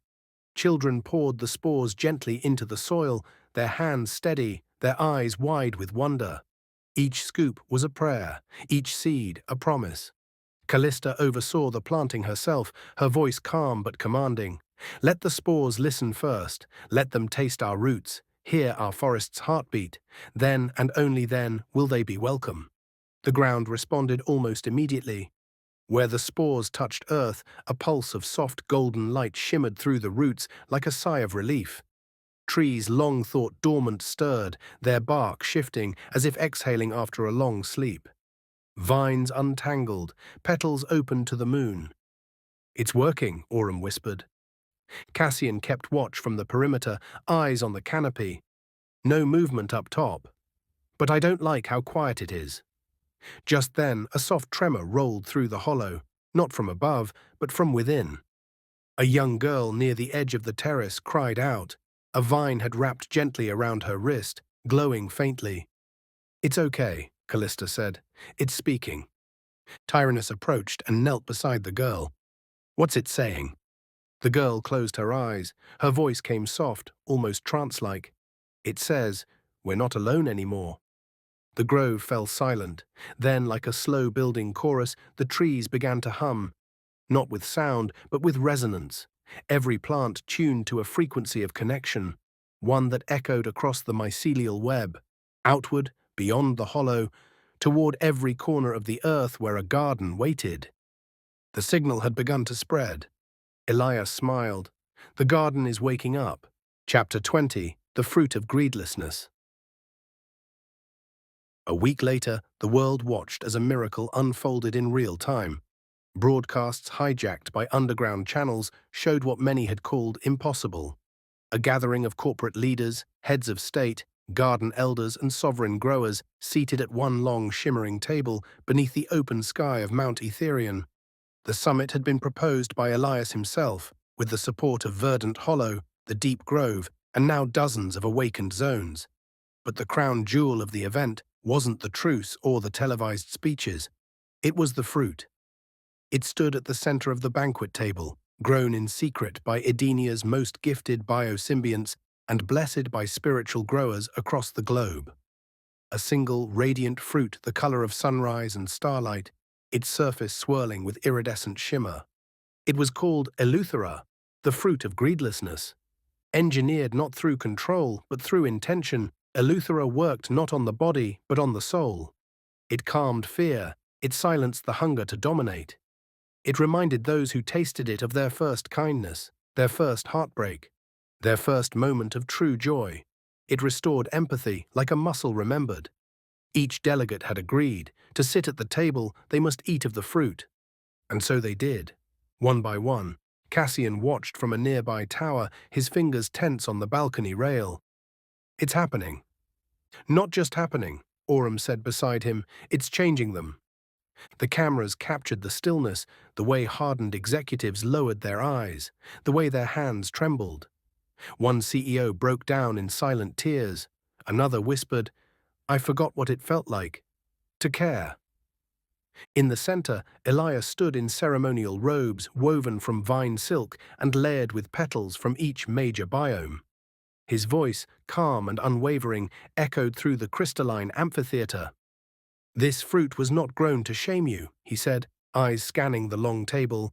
"It was grown to remind you of your humanity, of your potential, of the world we almost lost chasing illusions of power." The wind moved softly through the mountaintop garden, rustling leaves as if the planet itself were listening. Irenos, seated among the Deep Grove's delegation, gave a solemn nod. "Let this meal be a covenant, that no seed born of the garden shall be hoarded, and no fruit of healing shall be trademarked." Callista raised a carved wooden goblet filled with nectar from Verdant Hollow. "And let those who violate this covenant taste only ash from here forward." There was no applause, only silence, the kind of silence that grows in the moments when truth is too heavy for sound. Then, one by one, the delegates rose from their seats, not in protest, but in reverence. The former Prime Minister of the Unified Andes stepped forward, and held out a collection of patents and data rights. "These are yours now," she said, "not to own, to free." Others followed, licenses were dissolved, patents were burned ceremonially, the last great chains of scarcity cracked like old bark under new growth. Cassian turned to Aurum, awestruck. "They're actually doing it." Aurum nodded, tears catching the light in her lashes. "It's not control, it's conversion." Down at the table, Elias reached forward and broke Eleuthera in two. Sweet golden light spilled from its core. "Let the new world begin," he said, and they ate together, not as enemies, not as competitors, but as a species finally ready to grow. Chapter 21. The Seeds of the New Dawn. The world had begun to change. In New Laconia, the high-rise towers once owned by the corporate cartels had been transformed into living spaces for growers and healers. Vines climbed up their sides, making skyscrapers pulse with life. The markets no longer sold patented seeds. They offered freedom seeds, each with its own set of permissions. Grow as you wish, share as you must. Livia, a former CEO of the pruners, stood in the middle of one such garden, watching a young girl plant her first seed. The girl's fingers moved with reverence, not because she was told to, but because she knew the value of each life she placed into the earth. "Do you think it's real?" Livia asked softly, her voice thick with doubt. Elias walked up beside her, his gaze fixed on the girl. "Real? It's more real than anything we've built with our hands. Look at what we've created, a world that can be grown back." The air around them buzzed with the scent of blooming fruits. Just days ago, this place had been a battleground, a market of profits and greed. Now it was a space of mutual flourishing. "We can't undo all the damage," Livia murmured, looking at the buildings that still stood as reminders of their past. "But we can make sure the next generation never forgets." "We won't let them," Elias replied. "It's why the fruit of greedlessness is now in every government's hands. Let them see what happens when greed has no place. The world will have to be rebuilt, and it will be rebuilt together." A hum of voices arose as more people gathered in the market square, planting fruit trees where once there were commodities. People from every corner of the globe, farmers, healers, philosophers, had come to witness the beginning of a new way. But in the distance, there was something else. A whisper, a shifting in the winds. Elsewhere, in a hidden corporate compound beneath the surface of Celsius Prime, the last remnants of the pruners convened in secret. Valcor, their leader, stood before a panel of suited figures, his face hard with calculation. "The Gardens may have won this round, but they don't understand what they're dealing with.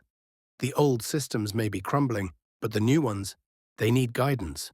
We will be that guidance." A figure from the back of the room spoke. "The Garden's mycelium has spread faster than expected. We've lost control of several zones. It's only a matter of time before our influence is entirely erased." Valcor's eyes narrowed. "We control more than just the land. We control the information.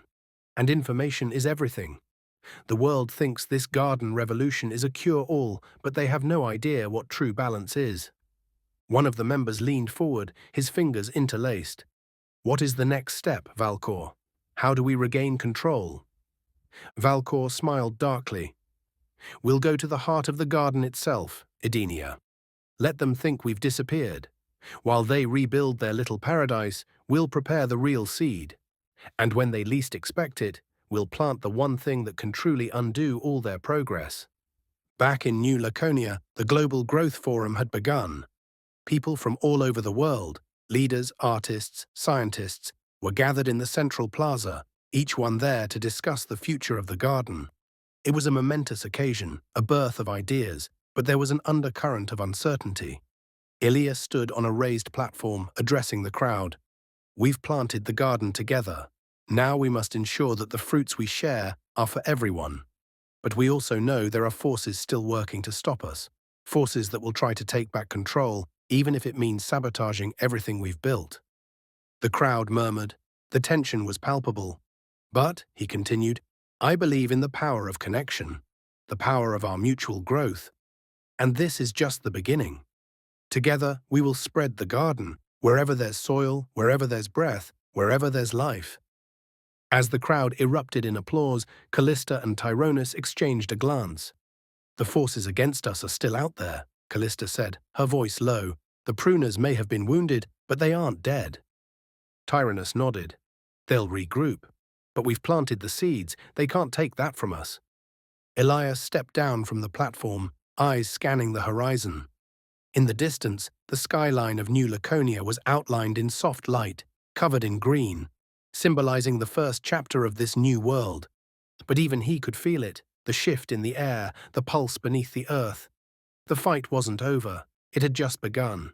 Chapter 22. The Final Harvest. The wind was different now. Across the continents, as the sun rose each morning, it carried a promise.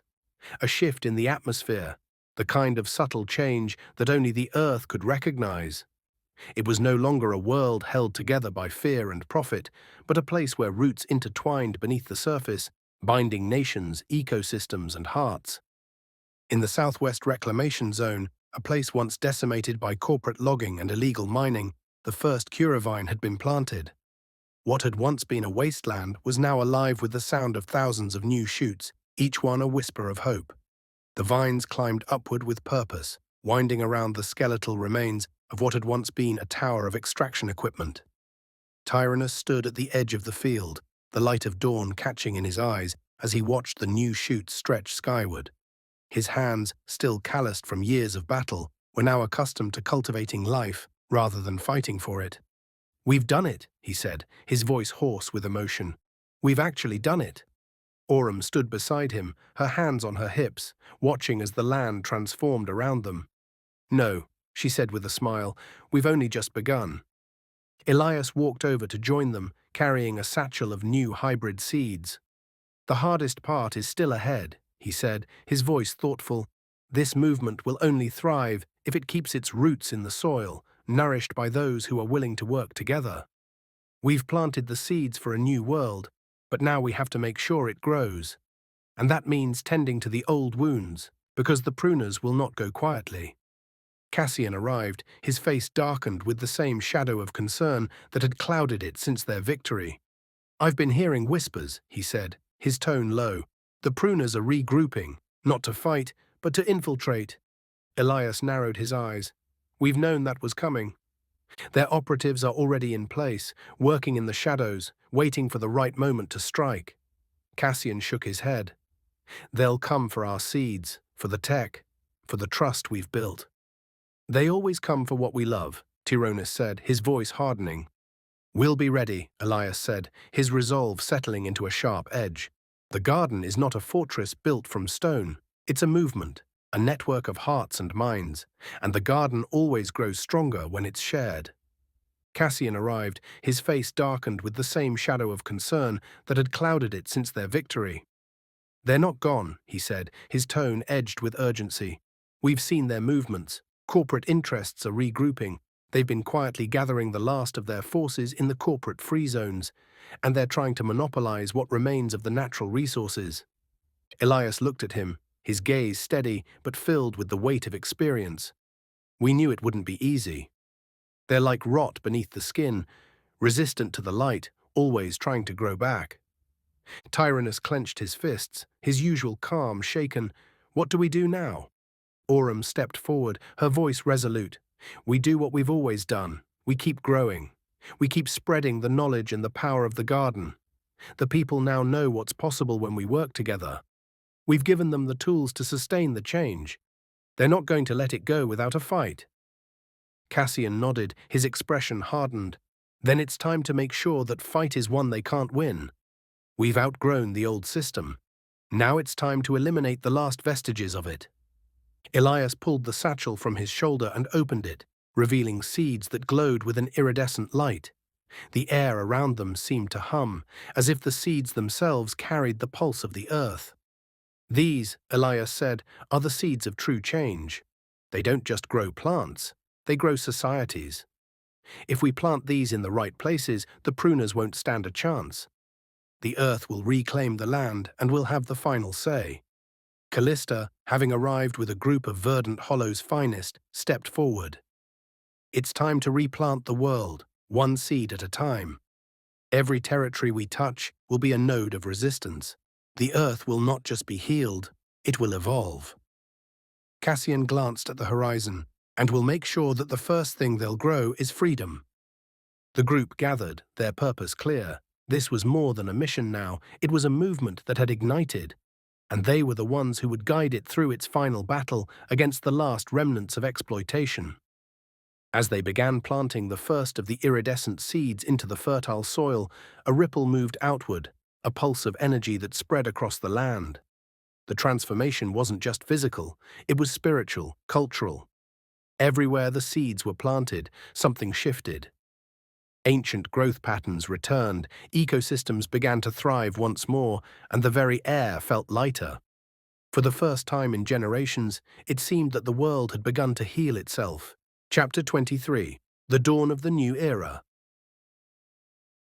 The final push had begun. Across the globe, the last seeds of the garden were planted, not just in the soil, but in the hearts and minds of people. The curivine, the heart fruit, the sunseed, and countless others now spread like wildfire in places where hope had once been extinguished. A revolution of green, vibrant, and unstoppable. In the global assembly, the world leaders sat together, no longer in isolation, but unified in purpose. They were no longer negotiating over profits or territories.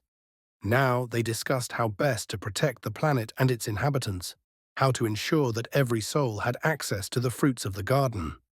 The pruners, once a behemoth of control, had been reduced to whispers in the dark, their corporate towers crumbling as the garden's influence expanded. Yet the battle wasn't over. Elias stood before the assembly, his voice carrying through the room. The garden was always meant to be a gift, not a commodity. But there are forces out there that would see it corrupted.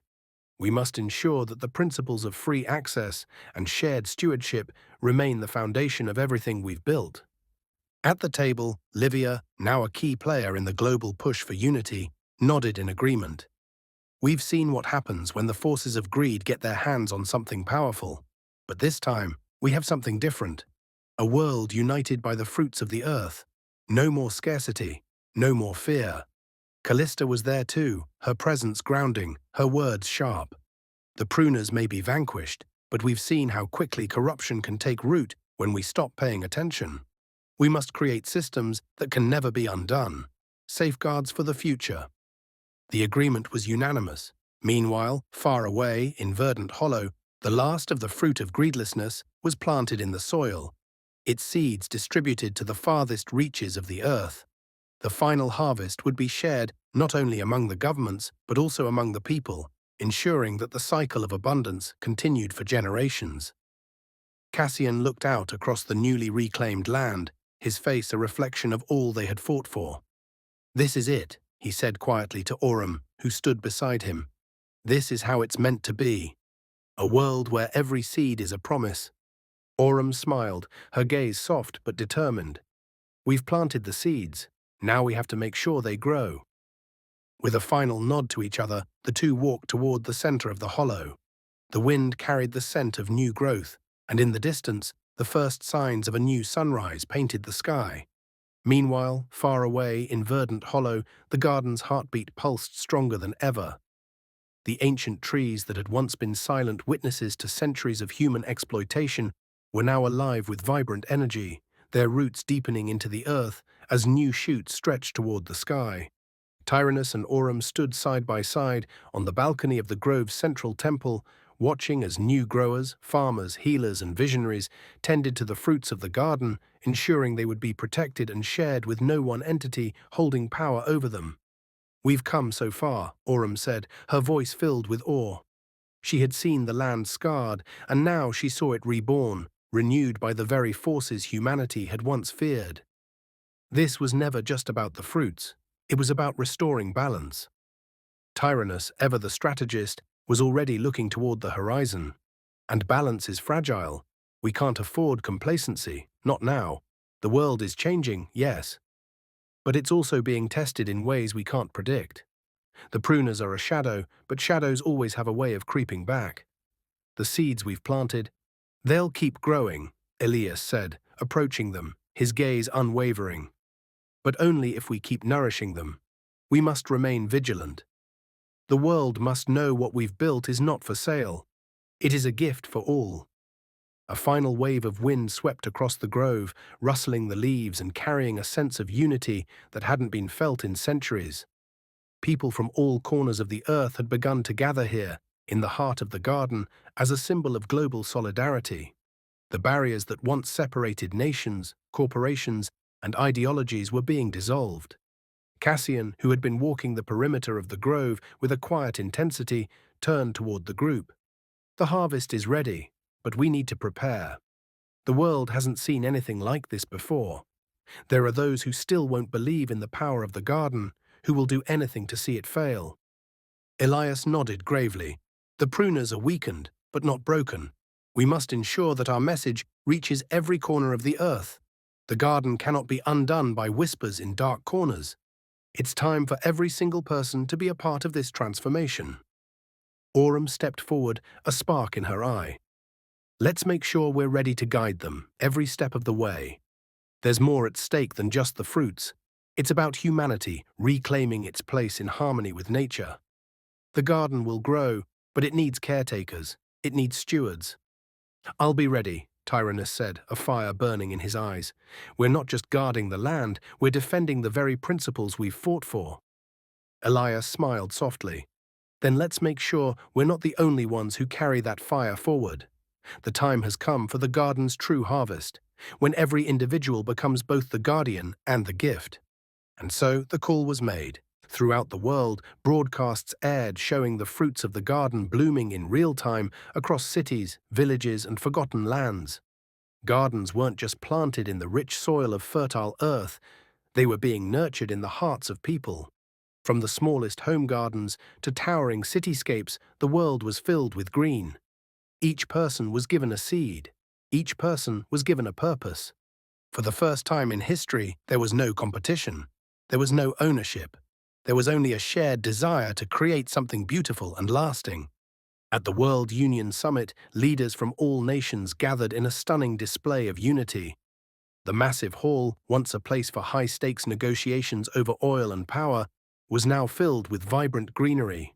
The walls had been transformed into living murals of flora and fauna, a reminder of what they were fighting for. Livia took the stage first, her hands steady, her voice carrying the weight of years spent in the corporate trenches. We are gathered here not to protect our own interests, but to protect the world we've almost lost. The garden represents something greater than just agriculture. It represents redemption. Her words echoed through the hall as delegates from every continent nodded in agreement. Each nation had agreed to a new global pact, the Verdant Accord, to ensure that the garden remained free, that its bounty would be shared, and that no one would control its future. Elias took the stage next, his presence commanding, yet filled with warmth. What we've begun here is not the end, but the beginning. The garden is not just a series of plants. It is a manifestation of what humanity is capable of when we come together. It is proof that when we choose cooperation over greed, the earth will heal. A hum of agreement filled the room. Aurum stood at the podium, the next to speak. The garden cannot be protected by laws alone. It must be carried in the hearts of all people. We must teach our children to be stewards, to see the earth not as a resource to be mined, but as a partner in the future of life itself. The harvest we reap today is just a glimpse of what is possible. The audience erupted into applause, but it was not for the leaders speaking at the podium. It was for the movement they had sparked, the people who had been watching from every corner of the world. Tyrannus and Cassian, standing near the back, shared a quiet moment, exchanging a look of satisfaction. They had fought for this moment. For the earth to have a voice, for the people to have control over their future. They had won the battle, but the war for the soul of humanity was just beginning. As the summit continued, the focus shifted. The world was no longer talking about resources, profits, or patents. They were discussing how to ensure that the garden's fruits reached everyone, how to make this new era a permanent one. The discussion was no longer about who owned the garden, but how to preserve it for all generations. Livia, who had once been on the side of corporate dominance, now stood proudly among those who had fought to ensure that the garden's bounty would never be monopolized. Her transformation was a symbol of what was possible when one's heart aligned with the greater good. Chapter 24. The Garden's Legacy. The world had become a garden. It had taken years to reach this point, a journey of struggle, transformation, and sacrifice. But now, standing at the edge of this new era, it was clear. The garden wasn't just a collection of seeds or fruits. It was the heart of humanity's future. As Elias, Aurum, Cassian, Tyrannus, and Livia stood atop the hill overlooking the newly formed verdant union, they saw the sprawling forests of fruit trees, the fields of healing herbs, and the shining cities, built on the principles of sustainability and cooperation. No longer was the earth a battlefield for profit and exploitation. It had become a testament to what could happen when people worked together to preserve what was sacred. The Verdant Accord had been signed by leaders across the world. Laws had been passed to ensure that no one could ever again claim ownership of the garden's gifts. Seeds were now free for all, and they were treated as a common heritage. No one could patent life, no one could profit from it. The pruners, once the most powerful conglomerate in the world, had been dismantled. The few surviving members had vanished into obscurity, their wealth and power disintegrating like dust in the wind. They were no longer a threat. The garden's fruits were now in the hands of the people, and that was where they would remain. "Do you ever wonder," Tyrannus said, his voice low as he gazed across the lush landscape, "how we got here? How everything we fought for came together?"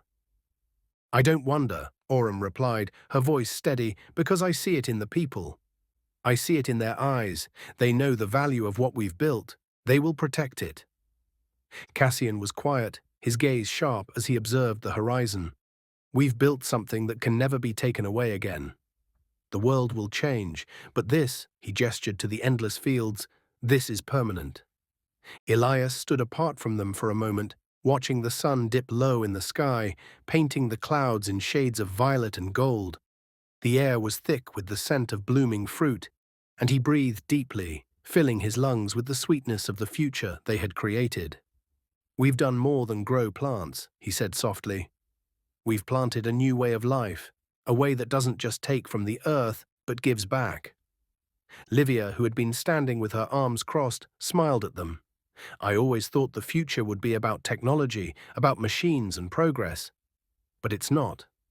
It's about returning to what we once had, a balance between us and the earth. This is the future we needed." "We can't stop here," Tyrannus said, his eyes hard with determination. "The garden is spreading, but the work is ongoing. There are still scars to heal. There are still places in the world where people need to see what we've built here." Elias nodded, the weight of their mission still heavy on his shoulders, but also lighter than it had been in years. "Yes, but we've shown them what's possible, and now it's their turn to carry the flame forward. We've lit the spark, now it's in their hands." Aurum looked out at the fields once more. "We've rebuilt the earth, but more importantly, we've rebuilt humanity's connection to it. This is just the beginning of the new age, an age where people don't just survive, they thrive." In the distance, the sound of children laughing filled the air as they ran through the newly planted groves. They were the first generation to grow up in a world where the earth was no longer something to be conquered, but something to be cherished. As the sun finally dipped below the horizon, casting the last golden rays across the land, Elias felt a sense of peace settle within him. The battle for the future had been won, not by force, but by love, cooperation, and the unyielding desire to heal the world. The garden was no longer just a symbol, it was a legacy, and that legacy would live on, for generations to come. As the sun set on the horizon, casting a golden glow over the new world, Elias turned to his companions. The shadows of the day had finally receded, and before them the fruits of their labor were ripening. Every tree, every vine, and every root that had been planted stood as a symbol of their shared commitment. A commitment to life, to balance, and to each other. The voices of the people carried on the wind, people from every corner of the earth, unified in their efforts, planting the seeds of change and reaping the rewards of their unity. What had once been a fractured and broken world was now whole again, and it was all because of the choices they had made. "Thank you," Elias whispered to the wind, to the earth, and to all those who had believed in the dream of a better world. "This is just the beginning." With a final glance at the vast green expanse that stretched before them, the group turned and walked away from the hill. Behind them, the garden thrived, and ahead lay the future, one that would be shaped by the choices of those who chose to live in harmony with nature. And so, the legacy of the garden lived on, not just in the fruits of the earth, but in the hearts of every soul it touched. The end, created by Samuel Jaggard and ChatGPT. Thanks for listening.